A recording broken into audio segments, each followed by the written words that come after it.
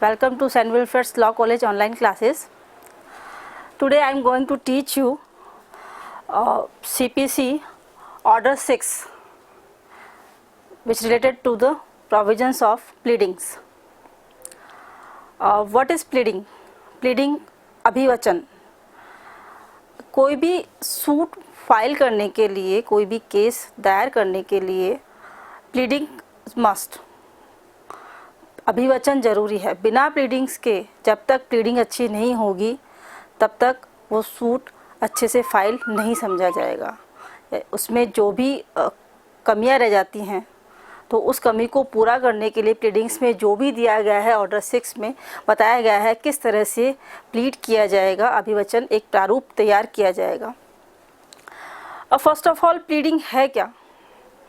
Pleading means pleading is a statement in writing which is drawn up and filed by the parties as to their defense before the court. Pleading एक ऐसा statement है जो कि parties के द्वारा drawn up किया गया है, तैयार किया गया है और उसको कोर्ट के सामने पेश किया गया है जिससे वो अपना डिफेंस ले सके. प्लीडिंग में हम ये नहीं कह सकते कि जो सू फाइल किया है, जिसने सू फाइल किया है रिगार्डिंग द प्लेंटिफ और जिसने डिफेंस तैयार किया है रिगार्डिंग द डिफेंडेंट, दोनों के लिए प्लीडिंग्स हैं क्योंकि दोनों ही अपने डिफेंस में जहाँ पर जो सू फाइल कर रहा है उसको अपना जो डैमेजेस हैं वो कोर्ट से लेना है, रिलीफ लेना है. किससे लेना है? डिफेंडेंट से लेना है. और डिफेंडेंट को वो रिलीफ नहीं देना है, अपने बचाव में इस तरह से कुछ प्लीडिंग्स तैयार करनी है कि उसको अपना डिफेंस तैयार किया जा सके. तो overall pleading is a statement in writing, लिखित में किया गया कोई है, वर्बली नहीं है. इसको हम इम्प्लाइडली नहीं कह सकते, एक्सप्रेसली कह सकते हैं. Pleading is a statement in writing which is drawn up and filed by the parties as to defense before the court. Now we will discuss about the pleadings. Order 6. Order 6 contained Rule 18. Order 6 में 18 नियम दिए गए हैं जो कि one by one हम यहाँ पर डिस्कस करेंगे. Now startingly मैंने इसको चार्ट बना के समझाया है कि ऑर्डर 1 से लेके ऑर्डर 18 तक हम किस तरह से उसको पढ़ेंगे. ऑर्डर 1 से लेके ऑर्डर 14 जो है वो प्रोविजंस है उसमें regarding to the general principles, कुछ सामान्य सिद्धांत दिए गए हैं जो प्लीडिंग को बताते हैं कि प्लीडिंग कैसे की जाएगी. फिर 14A जिसमें रजिस्टर्ड एड्रेस के बारे में बताया गया है, पता होना चाहिए. 15 provisions regarding to the verifications of pleadings, जो 15 है वो वेरीफाइड करता है प्लीडिंग को. और 16 striking out of the pleading, जो प्लीडिंग्स हैं उसको स्ट्राइक आउट कर दिया गया है, उसको काट दिया गया है तो उसके क्या रिजल्ट्स होंगे और क्यों काटा गया है ये 16 में बताया गया है. And 17 and 18 regardings to the related to the amendments, pleading में संशोधन भी किए जा सकते हैं but with the permission of the court, न्यायालय की परमिशन से. तो यहाँ पर मैंने स्टार्टिंग में ब्रीफ स्टेटमेंट जो दिया है रिगार्डिंग टू दिस चार्ट, लेकिन हम यहाँ पर रूल 1 से लेके 14 तक इसको फर्दर डिवाइडेड किया गया है जिससे आपको अच्छे से समझ में आ सके कि हर रूल में एक क्लू निकाला गया है, हर रूल में इसके रिगार्डिंग क्या प्रोविजंस दिए गए हैं. अब रूल 1 जो है वो रिगार्डिंग है टाइप ऑफ प्लीडिंग. अब इसको हम यहाँ पर प्लीडिंग की डेफिनेशन ऐसे दी गई नहीं है, सीपीसी में प्लीडिंग को डिफाइन नहीं किया गया है, बट रूल 1 ही कह रहा है कि प्लीडिंग में क्या क्या आएगा, टाइप क्या है इसके. प्लीडिंग शैल मीन और प्लेंट और रिटन स्टेटमेंट. प्लीडिंग शैल मीन प्लेंट और written statement.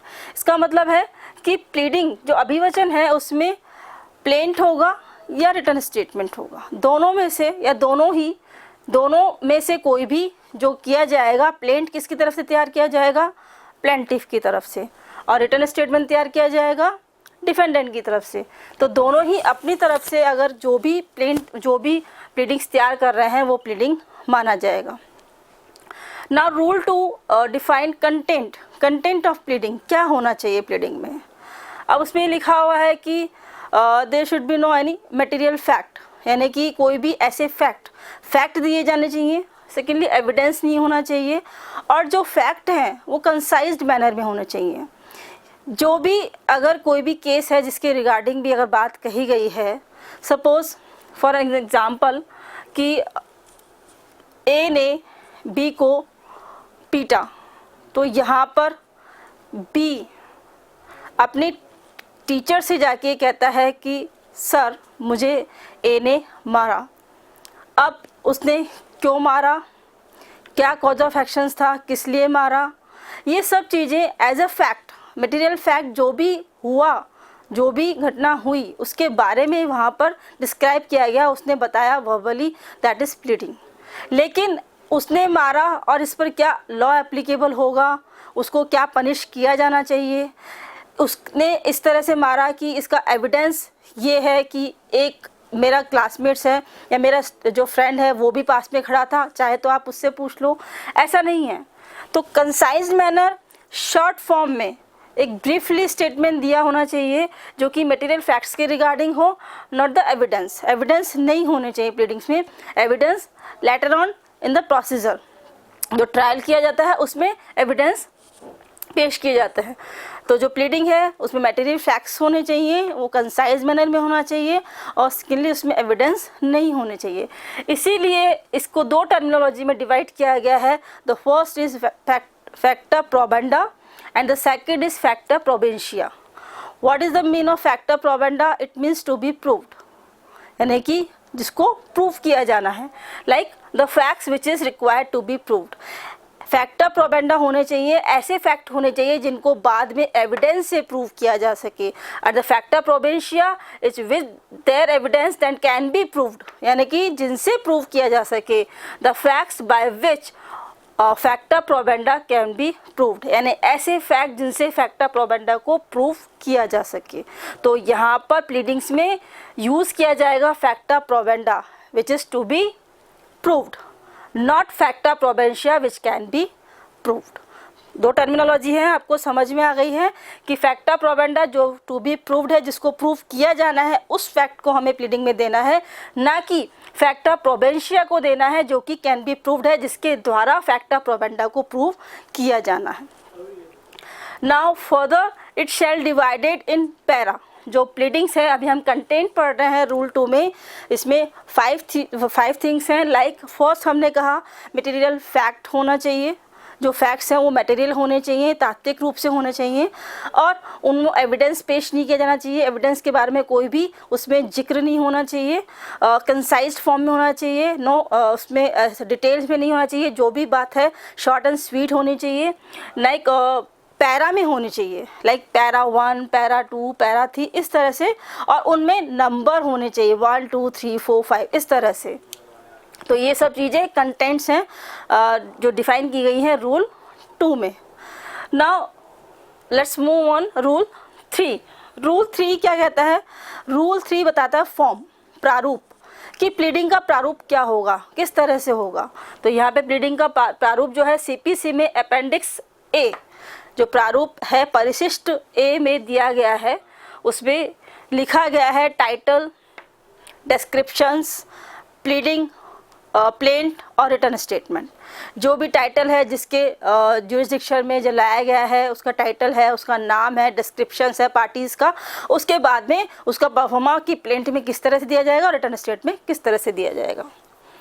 Now we moved on rule 4। Rule 4 regarding to the particulars. अब यहाँ पर रूल 2 में कहा गया है कि जो भी प्लीडिंग्स तैयार की जाएगी, वेदर इट इज़ प्लेंट और whether it is return statement, उसमें मटेरियल फैक्ट होने चाहिए। लेकिन पर्टिकुलर्स, रूल 4 ये बात कर रहा है कि पर्टिकुलर्स जो होंगे, पर्टिकुलर्स रिगार्डिंग रिगार्डिंग अगर कोई भी मिस रिप्रेजेंटेशन है, ऐसा कोई भी सूट लाया गया जिसमें मिस रिप्रेजेंटेशन है, जिसमें फ्रॉड के बारे में बताया है, जिसमें ब्रीच ऑफ ट्रस्ट के बारे में बताया है, जिसमें अनड्यू इन्फ्लुएंस के बारे में बताया है, जिसमें विलफुली डिफ़ॉल्ट के बारे में बताया है, तो यहाँ पर केवल उनका जो वर्णन है वो ना करके उसके बारे में कुछ डिटेल्स मेंशन करना, लाइक डेट और आइटम्स, कि किसने फ्रॉड किया, कैसे किया और किस डेट को किया, इतना ही किया जाना सफिशिएंट है। कैसे क्या हुआ, कितना हुआ, ये सफिशिएंट, ये इसमें पर्टिकुलर्स नहीं दिए जाएंगे जब तक कि पर्टिकुलर्स की डिमांड न की गई हो। यानी कि केवल इसमें हिंट दिया जाएगा कि भाई मेरे किसी पार्टी ने मुझसे फ्रॉड किया, फ्रॉड कब किया, उसने मुझसे पैसे लिए, इस डेट को लिए, इस तरह से मुझे झूठ बोला, तो ये सब चीज़ें क्या हैं उसमें इस तरह से मेंशन की जाएगी, वो कंसाइज फॉर्म में हो। नाउ रूल 5 इज़ रिपील्ड, उसको हटा दिया गया है रूल 5 को। Now rule 6 define about the condition precedent। condition precedent कि ऐसे कोई भी conditions जो किसी भी कॉन्ट्रैक्ट को करने से पहले की जानी जरूरी है। तो a performance of a condition or occurrence of which intended to be contested according to rule 6 कि ऐसी कोई भी कंडीशन जिसका परफॉर्मेंस किया जाना है या परफॉर्मेंस करने के लिए जो भी प्रोसेस किया जाना है उस चीज़ को मेंशन किया जाना चाहिए प्लीडिंग्स में, कि अगर जो भी सूट फाइल किया गया है regarding to the condition president तो उस कंडीशंस को उसमें डिफाइन किया जाना चाहिए अकॉर्डिंग टू रूल 6। ना rule 7 is regarding to the depart by the amendment of the pleading. Departure means फेरबदल, यानी कि अगर प्लीडिंग सूट फाइल करने से पहले अगर कोई प्लेंट में फेरबदल करना आता है, कोई बदलाव करना आता है कि उसको कहीं से कुछ और भी चीज़ मिली है जिसको, या फिर वो कुछ ऐसी चीज़ है जो लिखना भूल गया है, तो उसमें वो परमिशन से प्लीडिंग को अमेंड करके उसको कर सकता है। तो यहाँ पर ये चीज़ डिपार्चर जो है फेरबदल वो अमेंडमेंट के द्वारा किया जाएगा, लेकिन सूट फाइल होने से पहले, यानी कि प्लेंट को करने से पहले वो उसमें फेरबदल कर सकता है। और इसी तरह से रिटर्न स्टेटमेंट में भी है कि रिटर्न स्टेटमेंट में भी वो फेरबदल कर सकता है। Now rule 8 denial of a particular denied of a contract. Denied of a contract यानी कि कॉन्ट्रैक्ट को, पूरे कॉन्ट्रैक्ट को डिनाई नहीं किया जाएगा, उसके रिगार्डिंग जो भी पर्टिकुलर फॉर्म है, पर्टिकुलर फैक्ट है, उसको डिनाई करके ही उसमें मेंशन किया जाएगा। जरूरी नहीं है कि पूरे कॉन्ट्रैक्ट को डिनाई किया जाए according to rule 8। Now rule 9 documents. अगर कोई भी प्लीडिंग्स हैं, कोई भी प्लेंट दिया गया है या कोई भी रिटर्न स्टेटमेंट है, प्लीडिंग शैल मीन्स प्लेंट और एनी रिटर्न स्टेटमेंट, तो उसमें हम ये कह सकते हैं कि अगर प्लेंट में डॉक्यूमेंट्स की कोई रिक्वायरमेंट है, किसी भी डॉक्यूमेंट्स की रिक्वायरमेंट है, तो केवल डॉक्यूमेंट्स को मेंशन करना ही काफ़ी है, सफिशिएंट है। ज़रूरी नहीं है कि डॉक्यूमेंट्स को उस वक्त पेश किया जाए विद द प्लीडिंग्स, जो भी प्लेंट किया गया उसके साथ में पेश किया जाए। यहाँ पर पेश करने के लिए जो डॉक्यूमेंट्स प्रोड्यूस किए जाएंगे बिफोर द कोर्ट, वो जब किए जाएंगे जबकि उसमें लिखा हुआ है, मेंशन किया गया है कि भाई इस डॉक्यूमेंट्स को इस तरह से यहाँ पे डील किया गया है, तो यहाँ पर उसको मंगवाया जाए फॉर द एविडेंस। तो यहाँ पर हम कह चुके हैं एविडेंस की रिक्वायरमेंट नहीं है, केवल मटेरियल फैक्ट होना चाहिए। तो अगर कोई भी documents regarding to the subject matter हैं तो उस डॉक्यूमेंट्स को केवल मेंशन किया जाना चाहिए कि भाई ये चीज़ है, या ये एक्सचेंज ऑफ बिल है, या फिर ये रिसिप्ट है जो इसके साथ में इस नंबर से ये दी गई है, ना कि उस रिसिप्ट को उसके साथ में लगाया जाना चाहिए। Now rule 10 talks about the malice intention और नॉलेज ऑफ एलिमेंट्स, यानी कि ऐसा कोई भी एलिमेंट्स है जिसका कोई भी regarding to the subject matter कोई भी मैलिस है, कोई भी ऐसी इंटेंशन है, कोई भी नॉलेज है, तो उसको लिखना ही सफिशिएंट है, ज़रूरी नहीं है कि उसको दिखाया जाए। नाउ रूल 11 नोटिस में रूल 11 ये कहता है कि किसी भी प्लेंट में अगर किसी के रिगार्डिंग कोई केस किया जा रहा है और उसको नोटिस दे दिया गया है जिसके खिलाफ केस किया जा रहा है, तो उस नोटिस को मेंशन करना ही सफिशिएंट है, बजाय इसके कि उस नोटिस को उसके साथ में लाया जाए। लाइक टीनेंट को अगर हाउस वैकेंट कराने के लिए, एविक्शंस के लिए अगर हम कोई सू फाइल करते हैं तो उससे पहले उसको नोटिस दिया जाता है कि 15 डेज़ में तुम ये घर खाली कर दो, या फिर 30 डेज़ में, तो जितना भी टाइम उसको दिया गया है, तो जो नोटिस दिया गया है उस नोटिस के बाद में प्रोसीडिंग स्टार्ट होती है। तो उस नोटिस के बिहाफ पे उस नोटिस का मेंशन करना ही ज़रूरी है कि भाई इसके लिए नोटिस दिया गया था। या फिर अगर कोई भी केस जो गवर्नमेंट के लिए फाइल किया जाता है तो गवर्नमेंट्स को पहले नोटिस देना ज़रूरी है और उस नोटिस का इसमें प्लीडिंग में मेंशन करना ही सफिशिएंट है। Now rule 12, any communications, any letter, any series of letters, कोई भी ऐसी बातचीत है या कोई भी ऐसा जो जिससे कि कम्युनिकेशन किया जाए या थ्रू द लेटर, तो उसका केवल जो भी regarding to the implied contract है या regarding to the any relations हैं जिसको मेंशन नहीं किया जा सकता, लेकिन केवल उसको बताना ही सफिशिएंट है कि यहाँ पर इसके थ्रू, ये जो लेटर है इसके थ्रू बात हुई है या कोई कम्युनिकेशन है उसके थ्रू बात हुई है, उसको मेंशन किया जाना ज़रूरी है according to rule 12। Now rule 13, presumptions of law. Presumptions of law यानी कि विधि की उपधारणा। विधि की उपधारणा कहती है कि जब तक कि कोई बात प्रूव न कर ली जाए उसको सच माना जाता है, जब तक कि कोई उसके कॉन्ट्राडिक्शन में दूसरा एविडेंस या जो प्रूफ है साबित न किया जाए। तो यहाँ पे जब तक कोई भी ऐसा प्रिजम्पशंस ऑफ लॉ नहीं लिया जाएगा अकॉर्डिंग टू 13, जो प्रिजम्पशन ऑफ फैक्ट है उसको डाला जाएगा जब तक कि कोई पर्सन उसको डिनाइड ना करे। तो वहाँ पर कोर्ट उस प्रिजम्पशंस ऑफ लॉ के अकॉर्डिंग उसको सही मानेगा जब तक कि उसको डिनाइड नहीं किया जाता। Now rule 14, sign by the parties. जब ये सारे सब कुछ स्टार्टिंग से लेके रूल 1 से लेके रूल 13 तक जब सब चीज़ें मेंशन कर दी जाएंगी तो लास्ट में रूल 14 कहता है कि साइन होंगे पार्टीज़ के या उसके द्वारा ऑथोराइज्ड पर्सन हैं उसके यहाँ पे सिग्नेचर किए जाएंगे। फिर रूल 14 ये कहता है regarding to the address for service of notice, यानी कि जिसको भी नोटिस दिया जाना है, नोटिस की तामील करवाई जानी है, उसके लिए एड्रेस कंफर्म होना चाहिए, चाहे वो प्लेंटिफ हो चाहे वो डिफेंडेंट हो, क्योंकि प्लेंटिफ और डिफेंडेंट्स का रजिस्टर्ड एड्रेस जो होगा वो उसके केस के लिए बेनिफिट होगा।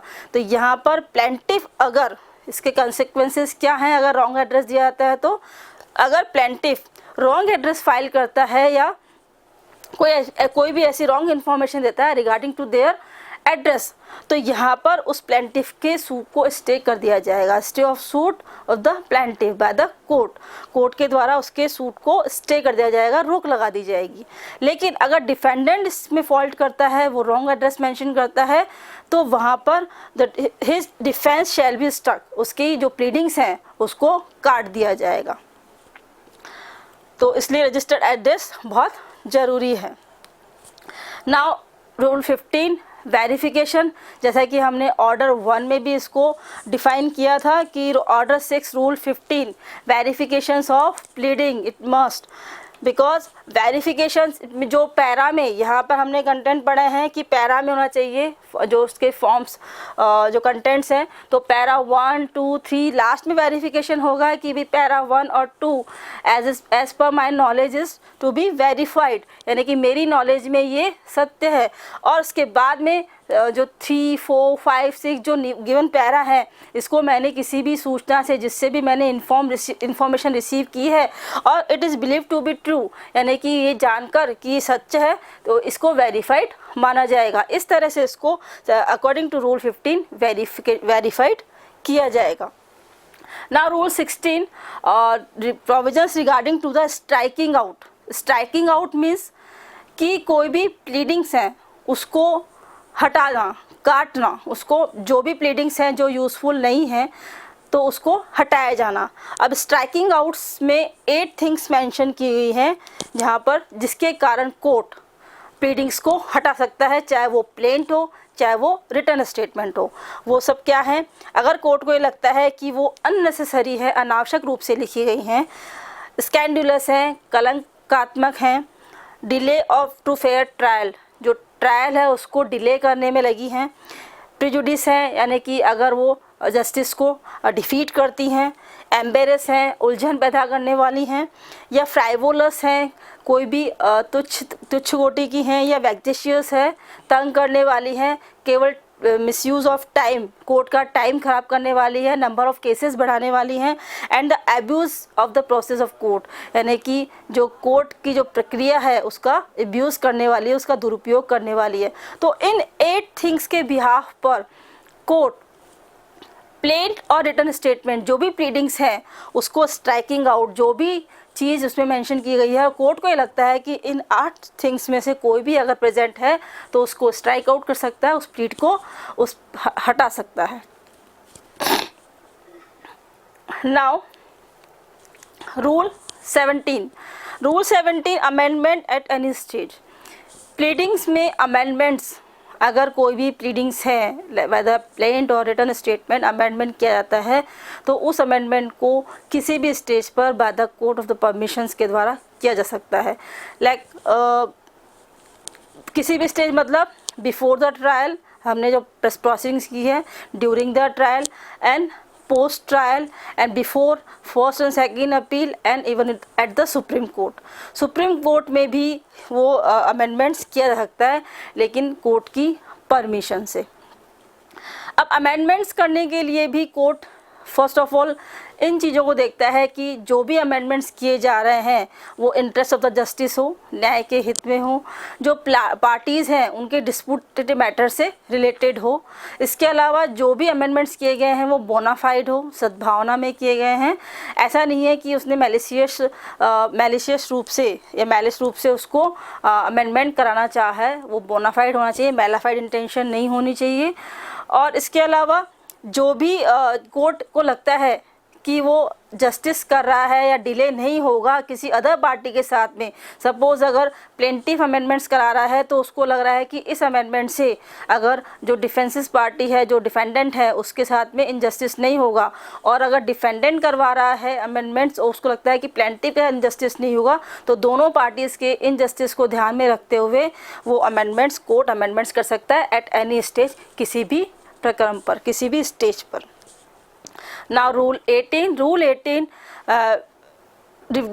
provisions regarding to the failure of consequences of the failure of the amendments, यानी कि अगर amendments जो किए जाने हैं उनको टाइम दिया गया है, अकॉर्डिंग टू रूल 18 ये क्या है कि the party shall amend the pleading within the period as prescribed by the court, यानी कि पार्टी जो है वो अमेंड कर सकती है किसी भी प्लीडिंग को, लेकिन जो कोर्ट ने टाइम दिया गया है with in the period of prescribe by the court, उस पर्टिकुलर टाइम में कर सकती है। लेकिन अगर वो टाइम नहीं दिया गया, if there is not any prescribe time, the parties must amend their pleading within 14 days from the order, यानी कि जो आदेश दिया गया है उससे 14 दिन के अंदर अंदर उसको अमेंडमेंट्स करना है। और अमेंडमेंट्स अगर नहीं कर पाती हैं तो जिस तरह से पेश किया गया है वही उसका रिजल्ट होगा। तो अमेंडमेंट्स जो रूल 18 कह रहा है कि अमेंडमेंट्स कब किया जाना चाहिए, जबकि कोर्ट ने एक परफॉर्मा दिया है, फिक्स टाइम दिया है, प्रेस्क्राइब किया गया है कि 30 डेज़ में ऑर्डर देने के, 30 डेज़ में, ऑर्डर देने के 7 डेज़ में, या ऑर्डर देने के 21 डेज़ में, इस तरह से मेंशन किया गया है कि इस डेट तक प्लीडिंग जो है अमेंडमेंट्स हो जाने चाहिए। बट लेकिन अगर वो उस परफॉर्मा में नहीं दिया गया है तो with in the 14 days from the order, जो ऑर्डर दिया गया है उसके 14 दिन के अंदर अंदर अमेंडमेंट्स होने चाहिए। तो ये सब जो रूल 18 तक हैं, इन सब चीज़ों को बाइट करने के बाद में इनको परफॉर्मा को सेट करने के बाद में प्लीडिंग्स तैयार की जा सकती हैं।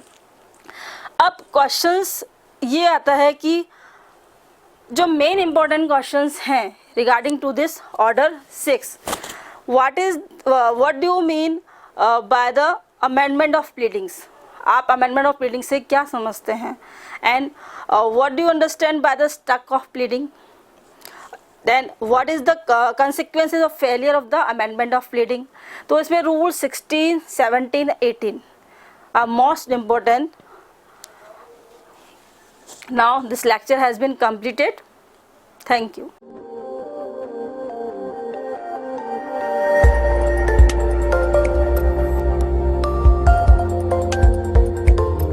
At St. Wilfrid College of Law, Sector 10, Meera Marg, Madhyam Marg, Jaipur, Rajasthan.